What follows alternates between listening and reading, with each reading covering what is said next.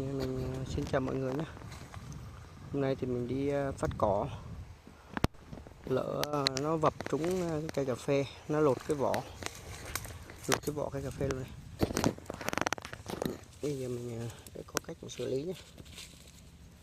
Sẽ lấy cái băng ghép cà phê này quấn lại, quấn kỹ lại nhé.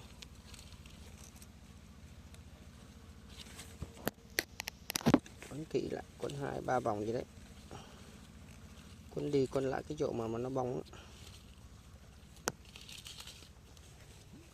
quấn để khỏi nó bốc hơi và nó bay nước mưa nó vô, siết trên này lại này, quấn lại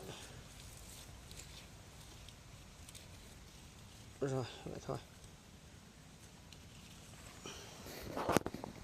Đó, như vậy là ít bữa là nó sẽ liền da lại, da nó sẽ liền lại thôi.